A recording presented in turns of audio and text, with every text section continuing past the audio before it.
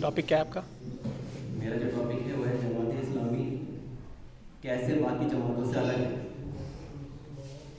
यूँ तो आप देखते हो कि हमारे माशरे में कई जमातें काम करती हैं और वो अपने अलग अलग तरीके से काम करती हैं। तो मैं आपको ये बताना चाहता हूँ कि जमात इस्लामी उन सबसे अलग कैसे है। जितनी भी जमातें हैं वो सब कहीं ना कहीं आखिरत की कामयाबी के लिए काम करती हैं और जन्नत में जाने के लिए ही काम करती हैं। लेकिन जमात इस्लामी को आप देखते हो तो वो पूरे इस्लाम को लेकर चलती है और वो ये चाहती है कि इंसानों की लाइफ में यानी उनका जीने का जो तरीका है इंसानों का वो अल्लाह की मर्ज़ी के मुताबिक हो जाए और दुनिया में अल्लाह ताला का कानून चले।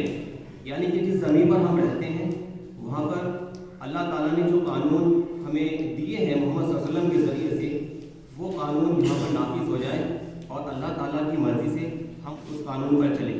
यानी कानून जो अल्लाह ने बनाए हैं कानून तो वो होंगे और उस पर चलने वाले इंसान होंगे।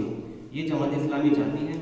दूसरी चीज़ ये है, आप देखते हैं कि जमात ना सिर्फ किसी एक चीज़ पर फोकस रखती है, एक ही मैदान में काम करती है, बल्कि जमात जो है वो अलग अलग मैदानों में काम करती है। आप देखते हो जमात चाहती है कि हमारा मईशत में, हमारा माशरत में, हमारा दोस्तों में, हमारा उठना बैठना यानी कि दिन रात की पूरी ज़िंदगी वो सिर्फ और सिर्फ अल्लाह के दीन के मुताबिक हो।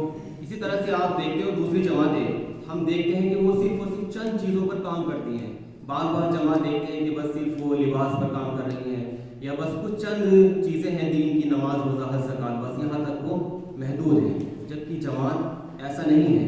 जमात आप देखते हैं चाहे वो तालीम पर काम हो, चाहे वो आपका क्या कहते हैं पूरे दीन पर काम हो या इंसान की शख्सियत का इत्तका हो, मतलब बहुत सारी चीज़ें। कुल मिलाकर बात यह है कि पूरी ज़िंदगी इंसान की वो अल्लाह के मुताबिक हो जाए, जमात ये चाहती है।